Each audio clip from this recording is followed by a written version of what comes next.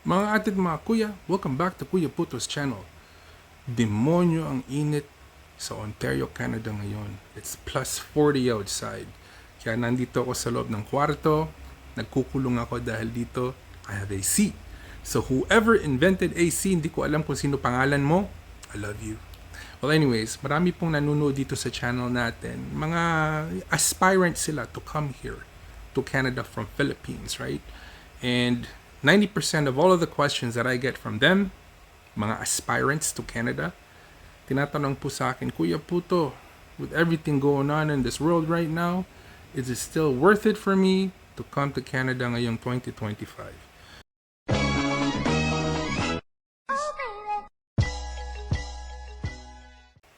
Just a disclaimer.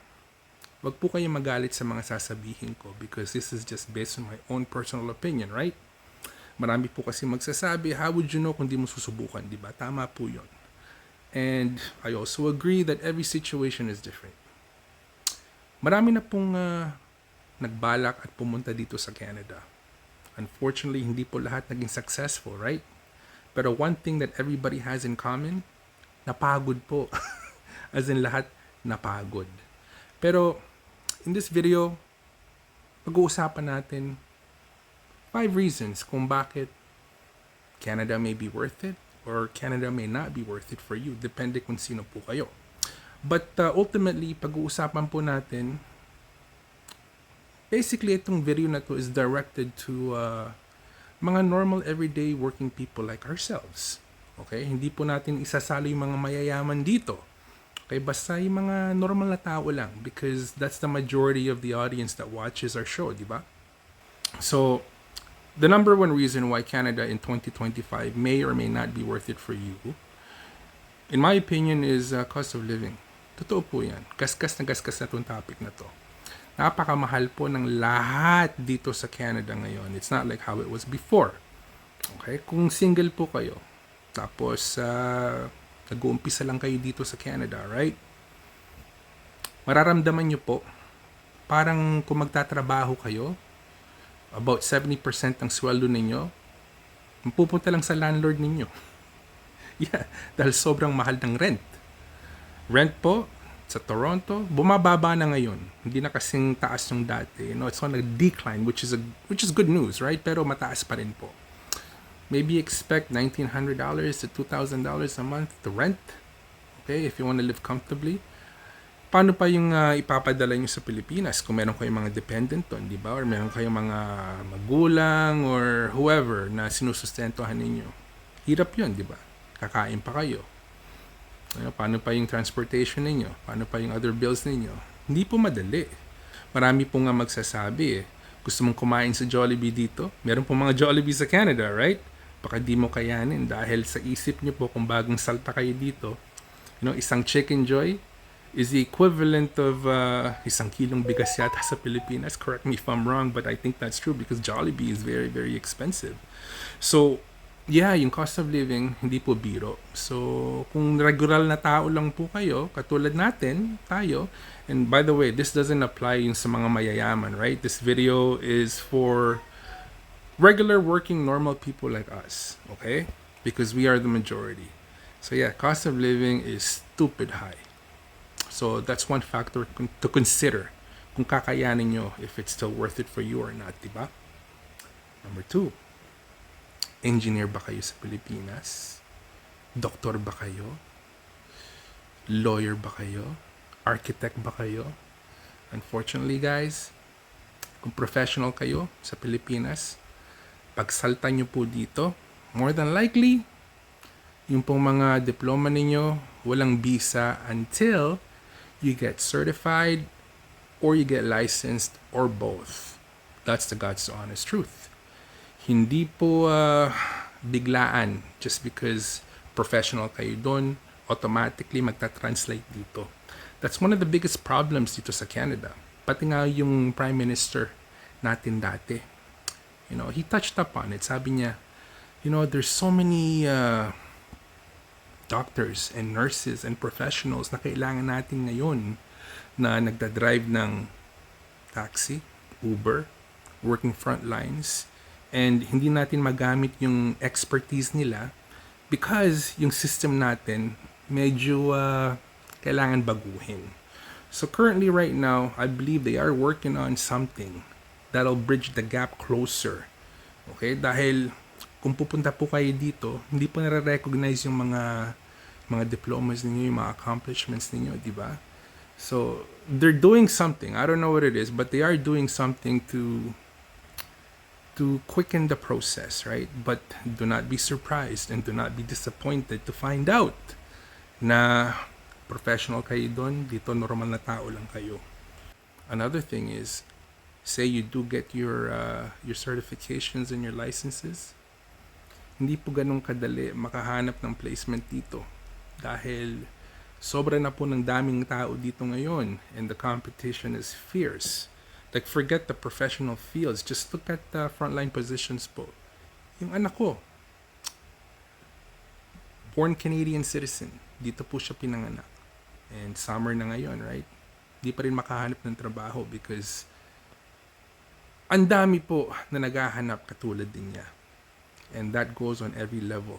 So marami pong madidismaya when they find out that, yeah, porke doktor ka, porke lawyer ka, porke engineer ka, architect ka, doon, doesn't translate right away here unless you're able to physically, mentally, emotionally, and financially make that commitment, right? And it does not happen overnight. And it does not guarantee you placement after you get your certifications and licenses or both, right? Dahil competition po dito ngayon is crazy. Dahil it's not like before na walang masyadong tao. Ngayon sobra na po ang dami ng tao dito applying and fighting for the same positions. So number 3, marami pong naaakit na pumunta dito sa Canada dahil iniisip po nila at naririnig nila yung healthcare po namin dito is free. Meron pong katotohanan yan. But you need to hear the other side. Kung meron po kayong sakit, depende kung ano yung sakit ninyo, pinaprioritize po ng healthcare system dito yan. So, it's very, very common kung kunyari meron po kayong lagnat, kung meron kayong sakit na ulo, or like something that's not that drastic compared to like say a stroke or a heart attack. More than likely, pag pumunta po kayo sa emergency ward, you're gonna wait 12 hours. Totoo po yung mga horror stories na yan. Kaya marami pong nagko-complain dahil sinasabi po ng mga tao dito, yeah, meron akong sakit ngayon pero bago ko matignan ng doktor, baka gumaling na yung sakit ko. Sometimes, that's very true. Very, very true. Nangyari na po sa akin yan many times. Last year, I had to go take my dad to the hospital. He wasn't feeling well. Masakit daw po yung tiyan niya. We were there for 14 hours. Di naman po mga tamad yung mga doktor. Talagang there's just a shortage, right? Versus the amount of people that they have to service, right? 14 hours, nandun po kami sa hospital. But, same token, when my dad had to go for a quadruple bypass surgery sa puso niya, 5 years ago, 4 years ago, mga ganun, he was on top of the priority list and they did the procedure right there and then. And wala po kami binayaran. So, there's a positive and a negative side that most people do not know. And that's what I'm trying to tell you guys, and that's what I'm trying to expose. Meron po mga horror stories na maririnig kayo sa social media. Some of those are true. There's gonna be good stories that you're gonna hear from social media. Some of those may be true also. So, yung pong talagang katotohanan, you're gonna find it somewhere in the middle. So the number 4 reason why Canada may be or may not be worth it for you dito sa 2025, depression. Depression is real, guys. Lalo na kung bagong salta kayo dito dahil more than likely, wala po kayong network dito. Wala po kayong pamilya. It's just gonna be you by yourself, right? Yung iba sinuswerte. You know, they land here with a built-in network already. Pero sa karamihan, more than likely, you're gonna be by yourself. And you're gonna feel it right away. You know, yung loneliness, because most of the time magiging trabaho, bahay, trabaho, bahay, trabaho, bahay. You know, you're not gonna have friends right away, like real friends. You're not gonna have people to hang out with right away. You know, those are the things that you have to build on, right? And the moment you do develop a small network to start with, di ba? Maiintindihan yung bigla, hindi parang Pilipinas to. You know, hindi po kayong pwedeng pumunta dun sa bahay ng kaibigan nyo unannounced, knock on his door and expect to hang out anytime you want, di ba? Karamihan po ng tao dito, I say 99% of people, they wait for the weekend to do stuff. Okay? So, it's really lonely, or it can get really, really, really lonely dahil wala po kayong makausap pag meron kayong problema, you know, walang makikiramay sa inyo, kunyari magkasakit kayo, more than likely guys, mag-iisa kayo sa hospital. Kahit meron po kayong pamilya dito dahil iba pong membro ng pamilya ninyo, they have their own lives and they have work and other stuff to do, right? So they can't tend to you. Katulad sa Pilipinas, parang lagi kayong merong bantay. Di ba? And dito po, yung mga katulong-katulong, yung mga driver-driver, nangyayari po lang yung mga sitwasyon na yon sa mga buhay ng mga mayayaman. Normal working people like you and me, hindi po uso yung katulong. Hindi po uso yung mga driver. You know, walang ganun dito. You have to do everything on your own. Wala po maghahain sa inyo pagdating nyo sa trabaho. Okay? Pagdating nyo sa bahay mula trabaho, wala po maghahain ng pagkain ninyo, wala po magluluto sa inyo, wala pong maglilinis ng mga labada ninyo, lahat yung gagawin ninyo. And for a lot of people na parang nasanay na merong maid, nanny, or ano tawag doon, chopper, parang magbabago po buhay ninyo. Like, it's gonna be like a complete 180, right? So, be prepared for that. Kaya po karamihan ng mga tao, because of depression, you know, they end up with some kind of bisyo. Either gambling, smoking, drinking, or babae, right? Because of loneliness. And hindi po ganun kadali mag-isa. And even worse, yung pong mga merong pamilya na iniwanan sa Pilipinas, because of loneliness, you know, third party comes in. Mga kabet, mga girlfriends, you know, mga second asawa, third asawa. That happens here. That happens here.